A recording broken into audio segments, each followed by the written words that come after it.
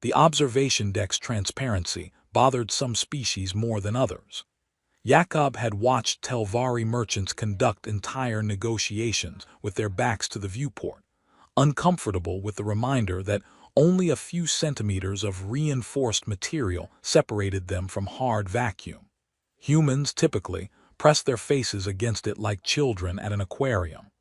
Jakob stood somewhere in between, maintaining a professional distance while cataloging the way starlight refracted through Meridian Station's defensive shields. The shields created rainbow interference patterns, unintentional beauty born from military necessity. He'd written a paper once about aesthetic experiences derived from functional design. 3 people had read it. One of them had been his mother. His translation earpiece chirped with an incoming message from Commander Oren. "Reeve, where are you?"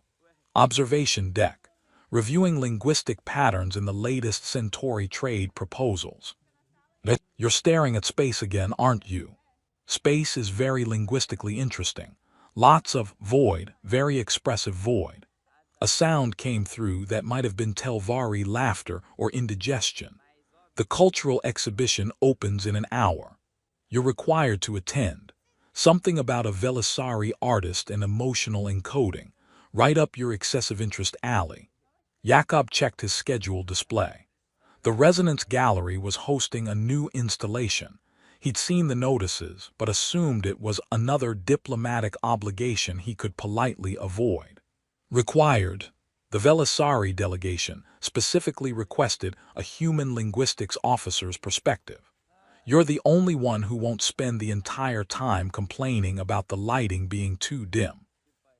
That's because my standards are very low. Get to the gallery, Reeve.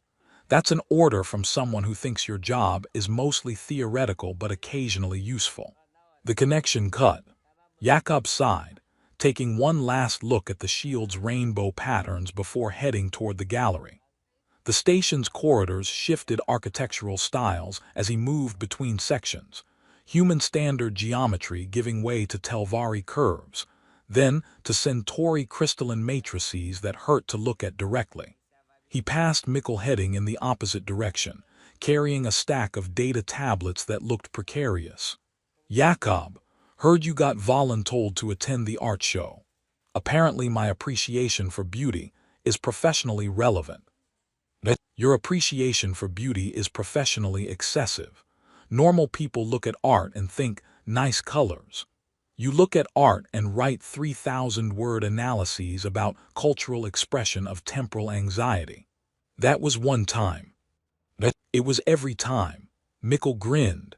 "Have fun with your emotional light show. Try not to cry in front of the diplomats." "I make no promises." The Resonance Gallery occupied a spherical chamber near the station's core, designed to accommodate multiple sensory spectrums simultaneously. Jakob arrived to find it mostly empty. The official opening wouldn't begin for another 40 minutes, but the gallery was accessible for preliminary viewing. He stepped inside and felt the temperature drop slightly, the lighting shifting to accommodate Velisari visual ranges. The installation dominated the central space, a complex arrangement of light-emitting crystals suspended in a configuration that suggested organic growth patterns. Currently dormant, they looked like frozen starlight waiting to wake. A small plaque in multiple languages identified the piece. "Sorrow's Echo" by Ciara Velen. The description explained that the work encoded emotional data through light frequency modulation and harmonic resonance, representing the artist's meditation on loss, memory, and the Velisari death ritual known as the fading. Jakob was alone in the gallery, or thought he was. He moved closer to the installation, studying the crystal arrangement. Each piece was positioned with mathematical precision, their angles calibrated to refract light in specific patterns. Beautiful even while dormant. He reached out to touch the control interface, hesitated, then activated the piece.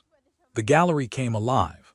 Light cascaded from the crystals in waves that shifted through colors human eyes could barely process, deep purples that edged toward ultraviolet, blues that seemed to contain entire oceans, greens that pulsed with something like life. The patterns moved in sequences that told a story Jakob couldn't articulate but somehow understood. Moments crystallizing into memory, memory fading into impression, impression dissolving into the background radiation of a life lived and released. Sound accompanied the light, harmonics that resonated in his chest, frequencies that made his bones hum with sympathetic vibration. The piece wasn't loud, but it filled the space completely, creating the sensation of being inside something vast and intimate simultaneously. Jakob stood there and let it wash over him. The story unfolded in layers, a life richly lived, a decision made with clear eyes, a community gathering to witness and honor, a gradual release of consciousness back into the pattern of existence. The fading wasn't death as humans understood it, it was transformation, chosen and celebrated, mourning and joy existing in the same breath.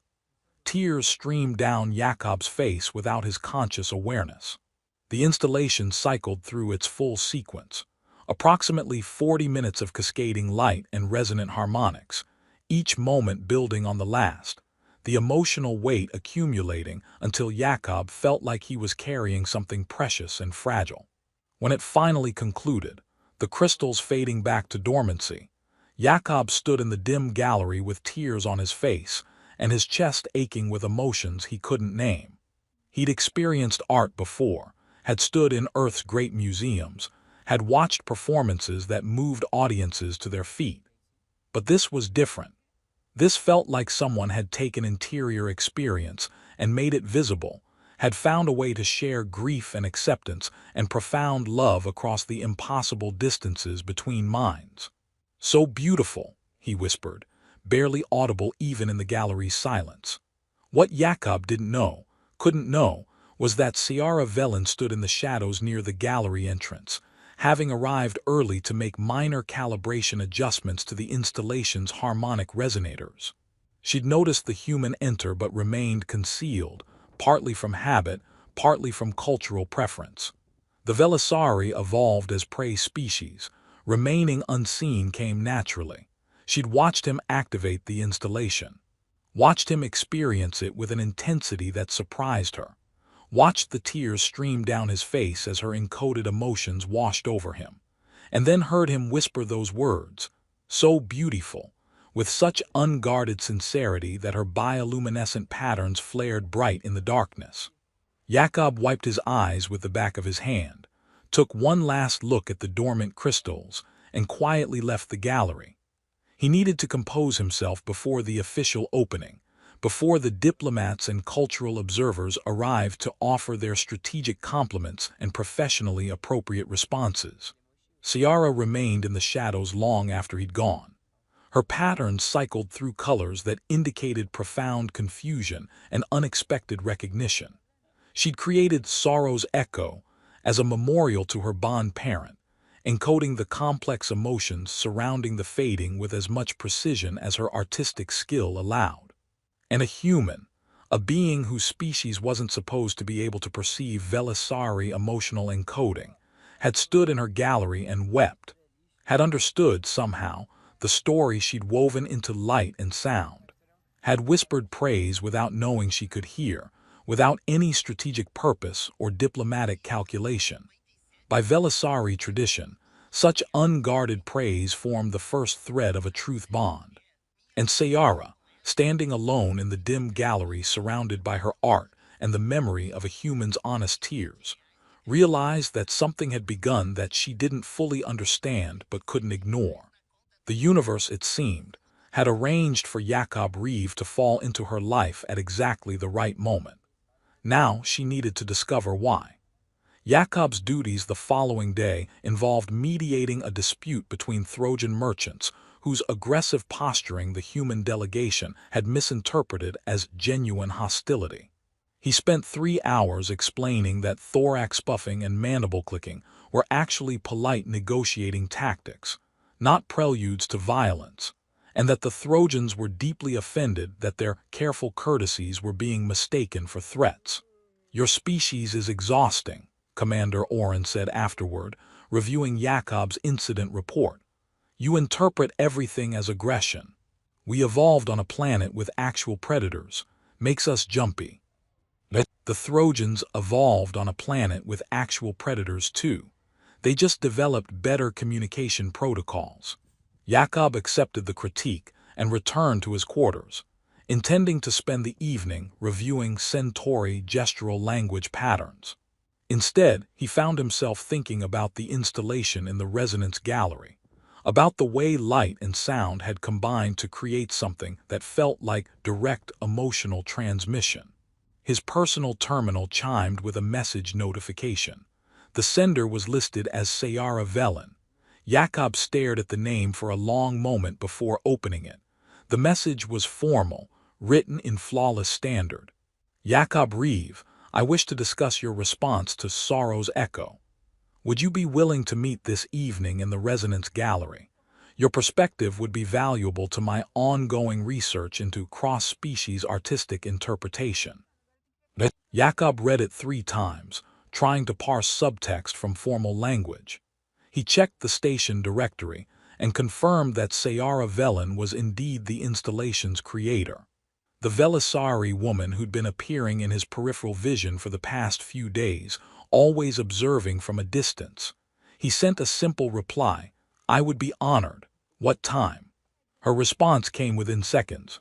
Now would be convenient, if your schedule permits. Jakob changed into cleaner clothes, not because he was trying to impress anyone, but because professional courtesy seemed appropriate when meeting an artist whose work had made him cry in public. He arrived at the Resonance Gallery to find Sayara already there, standing before her dormant installation, with an expression he couldn't read.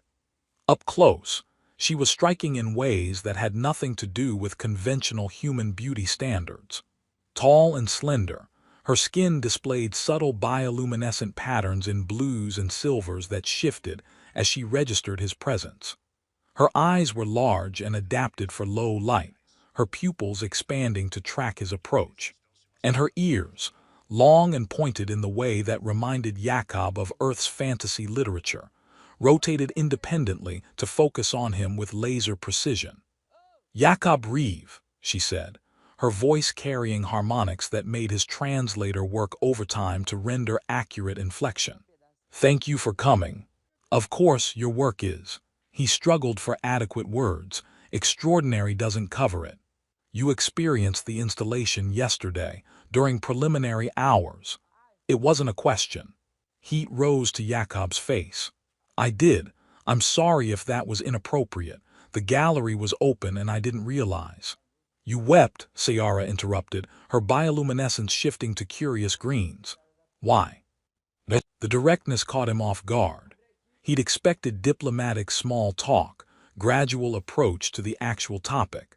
But Velisari apparently didn't waste time with human-style social lubrication. Because it was beautiful, Jakob said honestly. Because it made me feel something I don't have words for. Loss and acceptance and love all existing in the same space. It was. He paused, then committed to truth. It was the most honest piece of art I've ever experienced. Sayara's patterns shifted through rapid color changes. Something was happening beneath the surface that Jakob couldn't interpret. You understood the emotional encoding. I don't know if understood is the right word. I felt it. The story of someone letting go of life by choice, the community honoring that choice, the grief and rightness existing together without contradiction. The silence that followed felt significant. Sayara's bioluminescence cycled through colors Jakob had never seen her display, golds and warm ambers that seemed to glow with their own light. That is precisely what I encoded, she finally said. The piece memorializes my bond parent who chose the fading 3 cycles ago. It was right, proper, necessary, but it was also loss. Both things simultaneously. I'm sorry for your loss. The fading is not loss in the way humans conceive it. It is transformation, return, completion. She moved closer, studying his features with unnerving intensity. But you perceived the duality, the cultural rightness and the personal grief occupying the same emotional space. Most species see only one layer. Jakob didn't know what to say to that, so he said nothing. Sayara seemed to appreciate the silence, her patterns settling into thoughtful blues. "I have questions," she said. "About human perception, about your response, about whether what happened yesterday was typical or aberrant. Would you be willing to discuss this? I'm a linguistics officer. Discussion is literally my job. This is not professional discussion. This is personal inquiry. Then I'm willing as a person, not just as a linguistics officer." Something that might have been approval flickered across her features. "Good, come." She led him through the gallery to a smaller adjacent chamber configured for conversation, seating that accommodated both human and Velisari physiology, lighting that shifted to comfortable levels for both species, walls that displayed subtle patterns suggesting privacy mode. They talked for hours. Sayara asked questions about human aesthetic experience, about how Jakob perceived art, about whether his response in the gallery was typical or unusual for his species. Jakob found himself explaining things he'd never articulated before: how beauty could make you ache, how art could create understanding without words, how sometimes the most profound experiences were the ones you couldn't translate into language.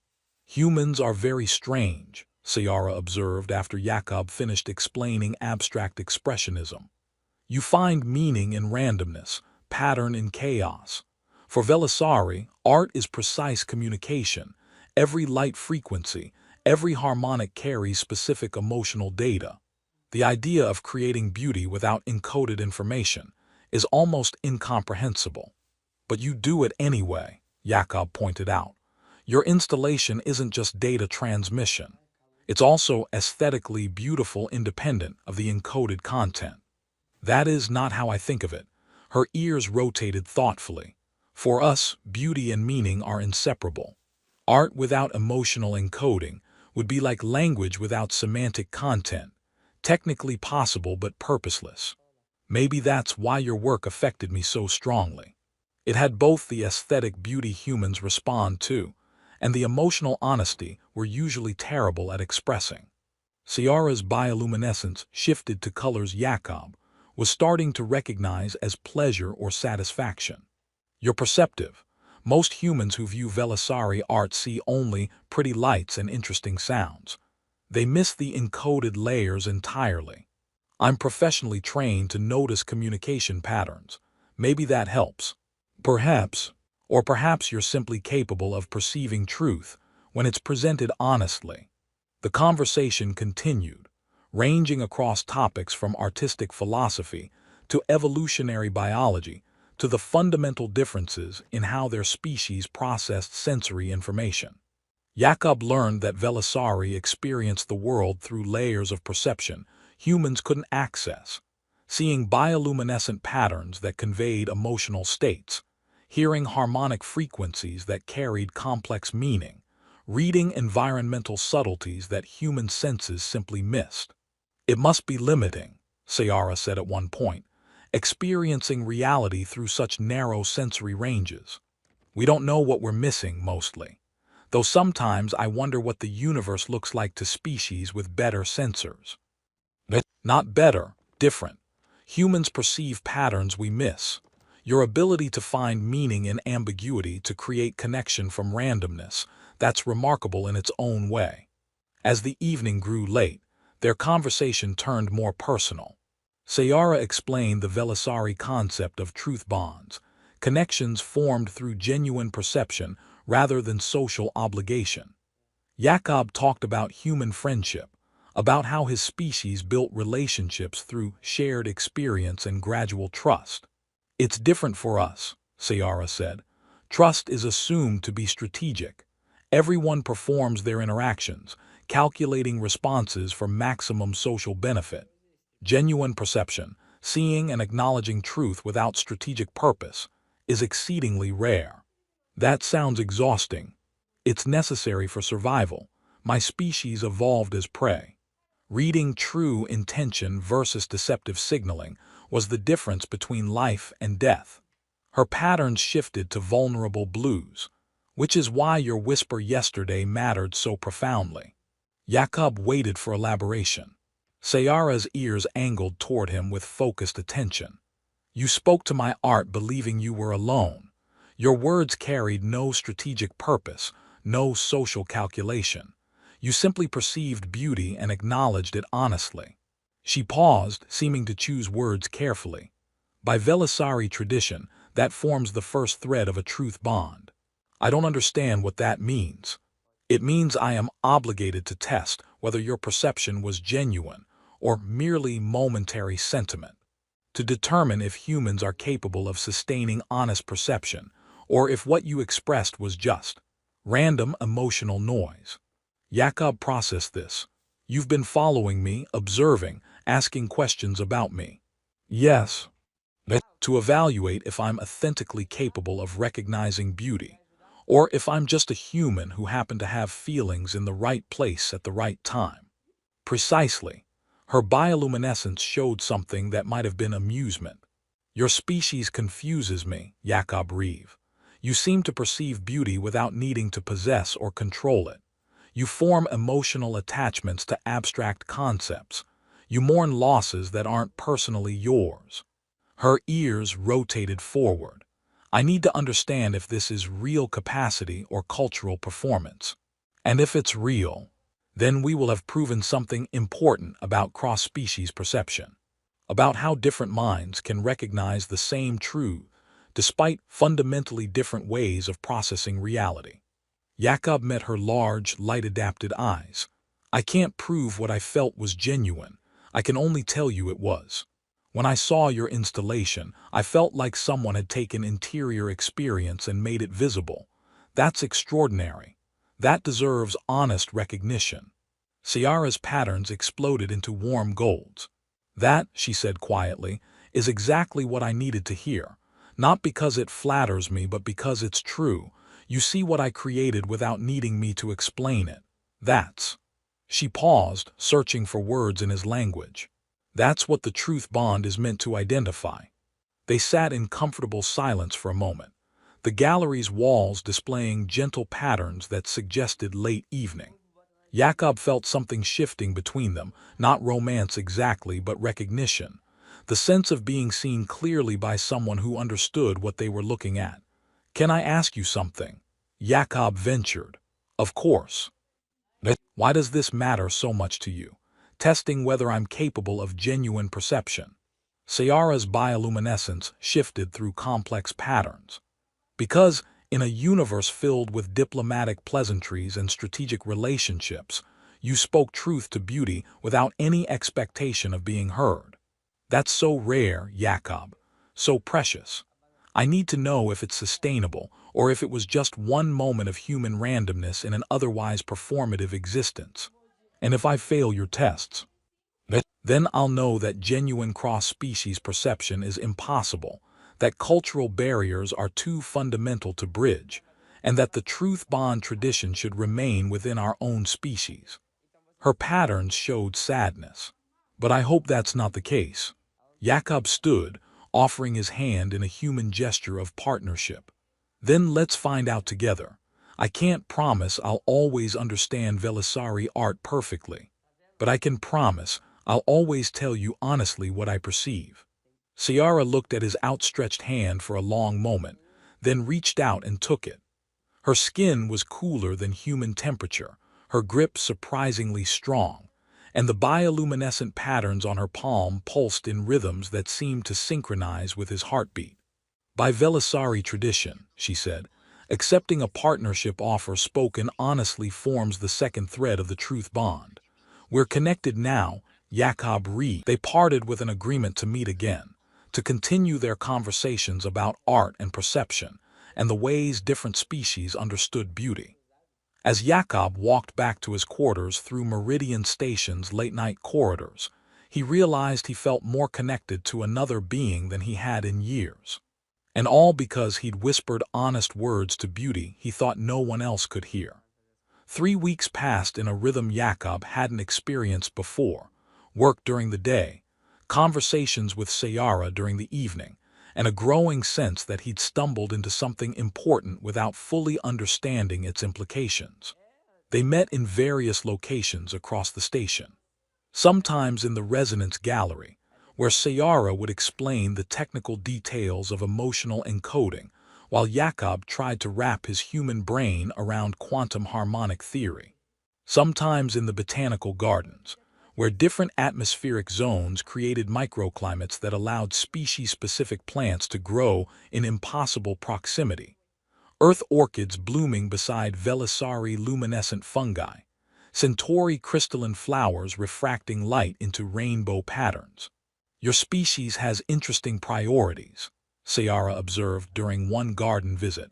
Watching Jakob photograph an Earth rose with the care usually reserved for important diplomatic documents. You bring your flora across interstellar distances just to look at them. Beauty is important, Jakob said, adjusting his camera's focus. Maybe more important than we admit. Velisari believe beauty serves function, attracting mates, signaling health, communicating status. Human aesthetics seem divorced from practical purpose. Maybe that's the point. Maybe finding beauty in purposeless things is what makes us human. Sayara's bioluminescence shifted to thoughtful blues. That's almost profound. Almost. I'm reserving judgment until I understand it better. Their conversations attracted attention. Dr. Yashara began attending their garden meetings, ostensibly to water the Centauri specimens but obviously eavesdropping with scientific fascination. Mikkel teased Jakob mercilessly about his art school girlfriend, though he clearly meant it affectionately. Even Commander Oren commented during a routine briefing, "You and the Velisari artist. That's becoming a thing people talk about. Is that a problem, sir? Only if it interferes with your duties, which it hasn't, yet." Oren paused. Actually, the Cultural Exchange Division is pleased. Cross-species friendships are good for station morale. Just try not to cause any diplomatic incidents by accidentally violating Velisari courtship rituals. This isn't courtship. Then what is it? Jakob didn't have a good answer for that. What he and Sayara shared didn't fit into human categories of friendship or romance. It was built on mutual recognition of honest perception, something deeper than friendship but not quite romantic, significant without being possessive. The turning point came when Sayara invited him to a private viewing of her next installation. She'd been working on it for weeks, constructing it in a sealed chamber she'd configured specifically for human sensory ranges. "It's an experiment," she explained as they stood outside the sealed chamber.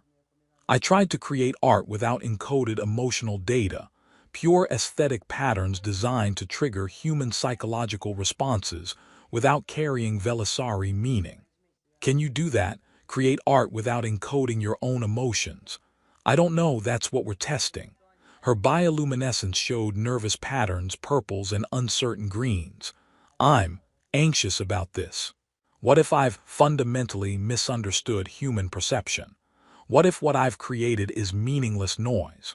Then we'll learn something important about the differences between our species." "You're very calm about potentially wasting 3 weeks of artistic effort. I doubt anything you create could be meaningless, even accidentally." Sayara's patterns shifted to warm golds, pleasure, appreciation. "You say things like that and I don't know if it's genuine perception or strategic flattery." "It's genuine. I'm terrible at strategic flattery. Ask anyone who's tried to teach me diplomatic protocols." She opened the chamber door. "After you then. Tell me honestly what you perceive." Jakob stepped inside and felt the environment shift around him, lighting adjusting to human optimal ranges, temperature rising to comfortable levels, atmospheric pressure normalizing for his physiology. And then the installation activated. Light poured from hidden projectors in patterns that seemed to bypass conscious thought and speak directly to something primal. Colors shifted in sequences that suggested movement without depicting anything concrete. Waves crashing on unseen shores, clouds racing across invisible skies, fire dancing in spaces that existed only in imagination. Sound accompanied the light, harmonics that created the sensation of vast spaces and intimate moments simultaneously. Jakob stood there for 20 minutes, experiencing something he couldn't articulate. Not emotion exactly, but potential. The feeling of standing on a threshold, of being about to make a decision that would change everything, of feeling both terrified and excited about what came next. When the installation cycled to completion, he emerged to find Ciara waiting anxiously, her bioluminescence flickering through rapid color changes that suggested barely contained stress. "Well," she asked, "it was incredible. But what did you feel, specifically?" Jakob searched for words. Possibility, like the moment before stepping off a cliff, knowing you might fly or fall but having to choose anyway. Like standing at a crossroads where every direction leads somewhere important, but you can only walk one path. He paused, like the universe holding its breath before something significant happens. Ciara's patterns exploded into colors so bright Jakob had to squint, incandescent whites and golds that seemed to generate their own light. "That's what I encoded," she breathed. "I tried to create meaningless patterns, but I couldn't help encoding my own uncertainty about this truth bond. My fear that I'm misunderstanding human capacity. My hope that genuine connection is possible across our fundamental differences. You can't create art without encoding emotion. Apparently not.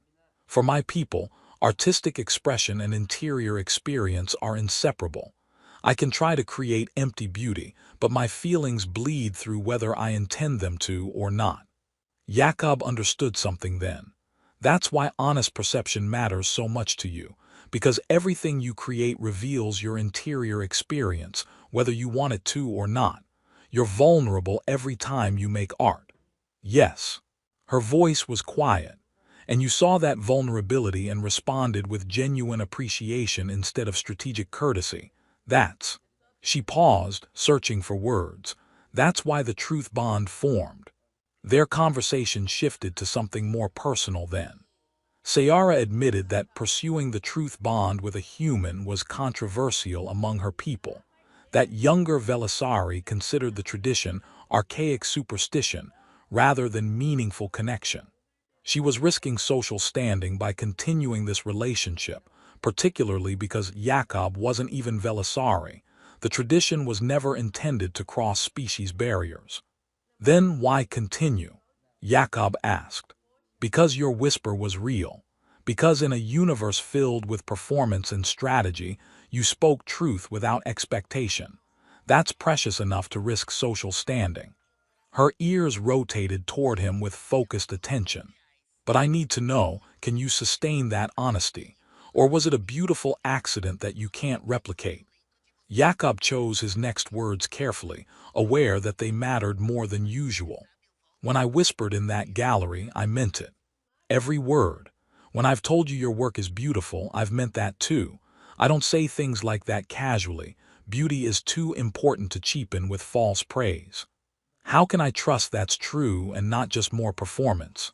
Because I'm telling you now, knowing you're listening, knowing it matters to you, knowing what weight these words carry." He met her large eyes without flinching. "I think your art is the most honest expression of interior experience I've ever encountered. I think you see things about emotion and memory that humans are too chaotic to articulate clearly. And I think this truth bond thing might be the most real connection I've ever formed with another being." The silence that followed felt profound. Ciara's bioluminescence cycled through patterns too complex for Jakob to interpret, but they seemed significant, important colors carrying important meanings in a language he was only beginning to learn. "By Velisari tradition," she finally said, "the second thread of a truth bond is woven when both parties acknowledge the connection openly, without ambiguity or strategic courtesy. You just spoke that acknowledgement. Does that mean?" "It means we're bound now, not by accident or curiosity but by conscious choice. It means I trust your perception as genuine and you trust mine the same way. It means we've agreed to see each other honestly, regardless of social pressure or strategic benefit." Jakob felt the weight settle into place, not burden but significance. "What's the third thread?" Ciara's patterns shifted to something that might have been amusement mixed with concern. The third thread requires demonstrating sustained honest perception over time, in circumstances where strategic deception would be easier or more beneficial. It's considerably more complicated than forming a cross-species emotional bond based on aesthetic appreciation. Yes, actually. The third thread traditionally involves facing external challenge together, proving that the truth bond can withstand pressure from forces that want you to perform rather than perceive. That sounds ominous. It often is. Her bioluminescence showed colors that suggested worry. The Velisari Council has taken interest in our relationship. They're sending a delegation to investigate whether I'm appropriately honoring our traditions or making a mockery of them by bonding with a human. Jakob processed this. When? They arrive next week. They'll want to meet you, test whether you're genuinely capable of perceiving Velisari emotional encoding, or if our connection is built on coincidence and wishful thinking. And if I fail their tests, then the truth bond is dissolved, I face censure from the council, and we prove that cross-species authentic perception is impossible. Her patterns shifted to vulnerable blues. But I don't believe you'll fail. Your confidence might be misplaced. Or, Ciara said, her bioluminescence shifting to determine golds, it might be earned. You've perceived truth in my art multiple times now. You've demonstrated capacity that other species lack. I think you can prove to the Council that humans possess something Velisari culture needs to recognize, the ability to see beauty without needing to possess or control it. Jakob thought about the weight of expectation, about becoming a test case for cross-species understanding, about the possibility that his honest whisper in a dark gallery had initiated something far larger than himself. All right, he said. Let's show them what honest perception looks like when it crosses the stars. Ciara's bioluminescence exploded into joyful colors, whites and golds that filled the chamber with light. And Jakob, standing in that glow, realized he'd found something he didn't know he was looking for. Someone who saw him clearly and found the view worth maintaining. Even if it meant facing councils and tests, and the weight of two civilizations' expectations about whether truth could bridge the impossible distances between minds. The Velisari delegation arrived on schedule, led by Councillor Thurin, an older Velisari whose bioluminescent patterns suggested rigid traditionalism and deep skepticism about humans. Jakob met them in a formal conference chamber configured for Velisari comfort, feeling distinctly out of place among beings whose casual movements displayed more grace than his most careful efforts. Ciara stood between Jakob and the council, her patterns showing protective crimsons that he'd learned meant determination mixed with concern. Councillor Thurin examined Jakob with eyes that seemed to catalog every detail, every micro-expression, every sign of nervousness or deception. Jakob Reeve, Thurin said, his voice carrying harmonics that made Jakob's translator work overtime. You have formed a truth bond with Ciara Velen, invoking traditions that evolved specifically for Velisari interactions. This is unprecedented. I didn't intend to invoke anything, Jakob replied honestly. I just responded to beautiful art with honest appreciation. So Ciara claims. But humans are biologically incapable of perceiving Velisari emotional encoding. Your sensory organs lack the necessary receptors. Your neural architecture processes information too slowly. Then explain how I wept at sorrow's echo, Jakob interrupted, surprising himself with his boldness. Explain how I understood the specific emotional content Ciara encoded, the simultaneous grief and rightness of the fading. Explain how I continue to perceive nuances in her work that you apparently think I'm too biologically limited to access. Thurin's patterns shifted to surprised purples. One of his attendants murmured something in Velisari too rapid for Jakob's translator to catch. Ciara's bioluminescence flared bright with vindicated golds. Very well, Thurin said after a long pause. We will conduct the perception trial. If you can demonstrate genuine understanding of Belisari emotional encoding, the truth bond will be recognized as valid. If you cannot, he let the implication hang. The trial was scheduled for the following day, giving Jakob less than 24 hours to prepare. Sayara explained the parameters. 3 Belisari artworks he'd never encountered, created by different artists encoding different emotional states. He had to identify the core emotion without any contextual information. "What if I fail?" Jakob asked as they sat together in the botanical gardens, watching earth orchids bloom under artificial sunlight. "Then we prove the council right, that humans can't sustain authentic perception of Belisari art, that our truth bond was built on coincidence." Her patterns showed sadness. "But I don't believe that's true. You're putting a lot of faith in a human who mostly stumbles through cross-cultural interactions." "You don't stumble. You perceive honestly and report what you see without strategic filtering. That's rarer than you understand." She turned to face him fully. "Trust yourself, Jakob. Trust what you feel when you experience art. That's all the perception trial requires, honest reporting of genuine interior experience." The trial took place in the Resonance Gallery, now filled with witnesses. Belisari observers lined the walls, their collective bioluminescence creating a shifting tapestry of colors. Dr. Yashara attended with multiple recording devices. Mikkel gave Jakob an encouraging thumbs up. Commander Oren stood in the back looking like he'd rather be reviewing supply requisitions. Counselor Thurin activated the first artwork. Light cascaded in greens and blues, harmonics resonating at frequencies just within human hearing range.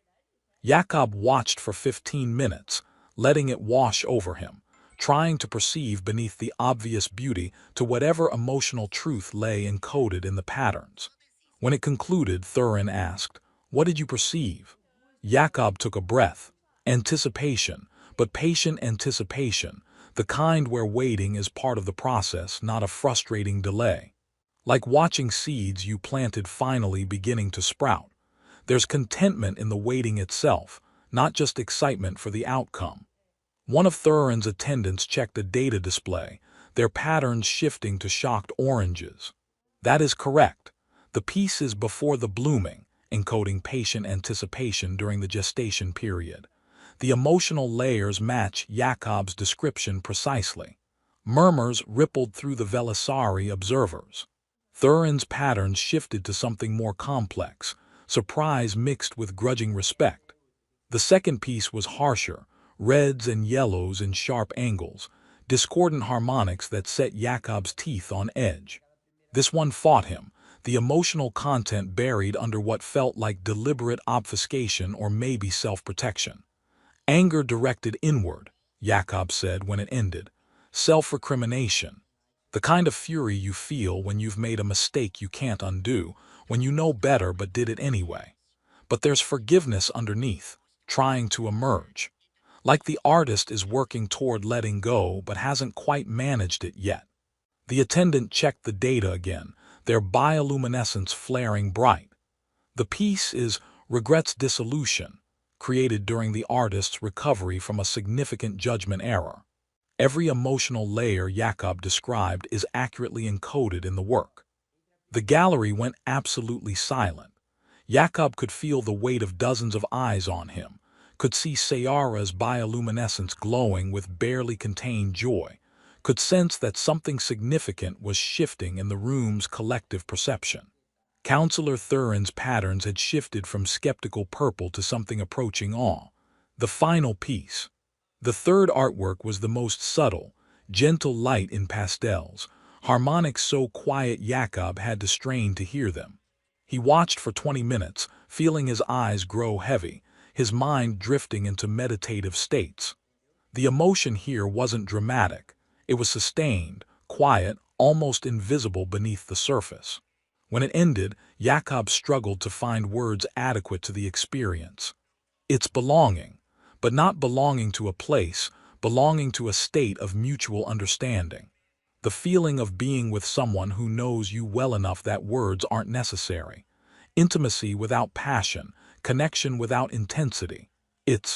He searched for the right phrase. It's home as a state of recognition rather than a location. It's what it feels like when someone sees you truly and accepts what they see. The silence this time was profound, not surprise, but something deeper. Jakob watched the Velisari observers, their patterns cycling through colors he still didn't fully understand but recognized as significant. Counselor Thurin looked at the data display, then at Ciara, then at Jakob. When he spoke, his voice carried tones Jakob had never heard from him before. Respect, wonder, perhaps even humility. "The piece is called Truth Bond," Thurin said quietly.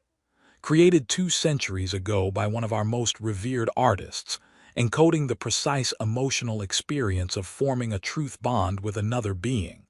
No non-Velisari has ever correctly identified its content before. Most Velisari struggle to articulate it as clearly as you just did."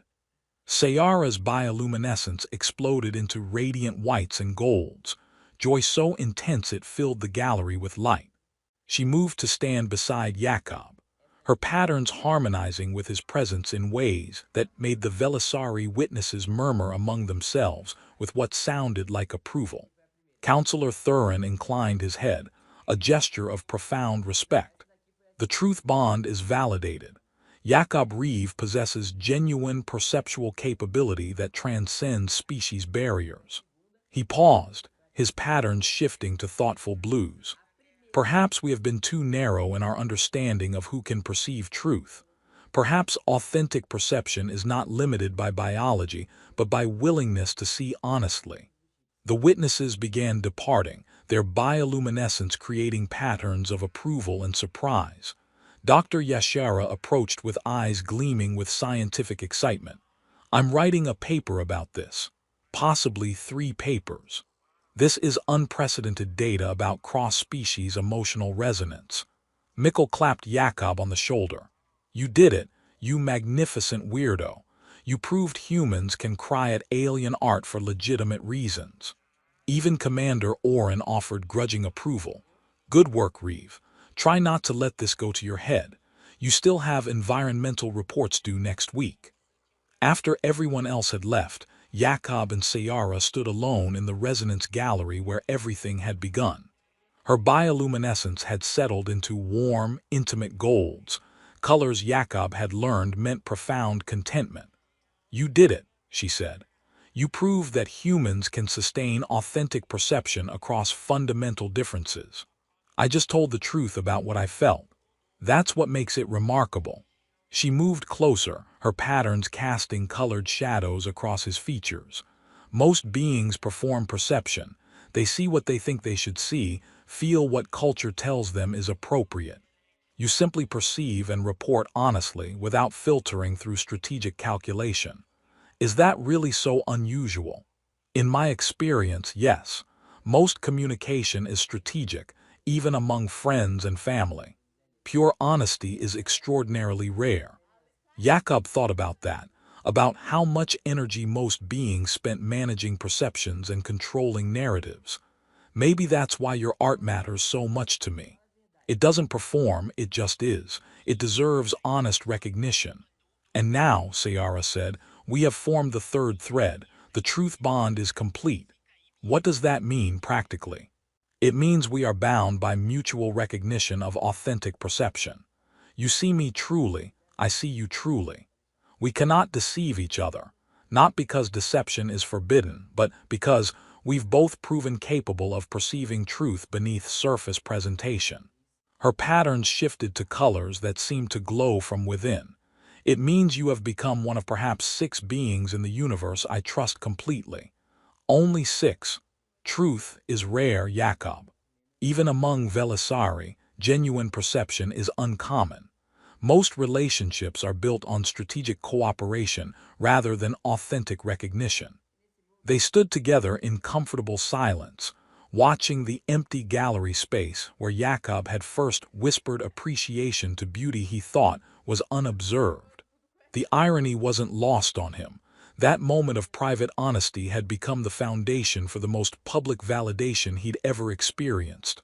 "What happens now?" he asked, Now we continue. You study languages, I create art, and we share honest perception when the universe shows us things worth recognizing. She paused. The truth bond doesn't require constant proximity. It just requires sustained honesty when we are together. I can do that. I know that's why this works. In the weeks and months that followed, their relationship became a fixture of station life. Dr. Yashara's research paper on cross-species truth bonds became required reading in xenopsychology programs across the Alliance. The Velisari Council officially recognized Jakob as the first non-Velisari to form a validated truth bond, setting precedent for future cross-species connections. But for Jakob and Sayara, the significance was simpler and more profound. They'd proven that honest perception could bridge the impossible distances between minds evolved under different stars. That beauty recognized sincerely could create connections stronger than strategic alliance. That sometimes the smallest gestures, a whispered word, an unguarded moment, could echo across civilizations and prove that truth, when genuinely spoken, transcends biology. Jakob continued his linguistics work, now with deeper understanding of how art and language intertwined. Sayara continued creating installations, each one exploring new dimensions of emotional encoding and aesthetic beauty. And when they met in the Resonance Gallery or the Botanical Gardens or the Observation Deck, where stars painted rainbows through defensive shields, they shared honest perception of whatever the universe presented. Because that's what the truth bond meant. Seeing clearly, speaking truly, and trusting that the other would do the same. Even across the vast and impossible distances between human and Velisari, between words and light, between minds that processed reality through fundamentally different filters. The universe was large and strange, and filled with beings who experienced it in ways Jakob would never fully understand. But in all that vastness, he'd found someone who saw things the way he did, who recognized that beauty didn't need possession or complete understanding to be real. That honest perception was its own form of connection, and that sometimes the most profound relationships began with simple truth spoken to beauty you thought no one else could hear. Mikkel never stopped teasing him about his art school girlfriend, though he always added, "And I'm genuinely happy for you at the end." Commander Oren stopped complaining about linguistics officers getting too involved in cultural matters, possibly because Jakob's cross-species relationship had become a diplomatic asset that made the station look progressive and culturally sophisticated. And every time Jakob stood before one of Sayara's installations, watching light and sound combine to create emotional truth made visible, he thought about that first whisper in the dark gallery. "So beautiful," he'd said, believing he was alone. But he hadn't been alone. Someone had been listening. Someone who heard honesty in his voice and decided it was worth investigating, worth testing, worth building a connection on. And from that small beginning, that tiny moment of unguarded truth, something profound had grown. Proof that the universe, for all its vastness and strangeness, sometimes arranged collisions between minds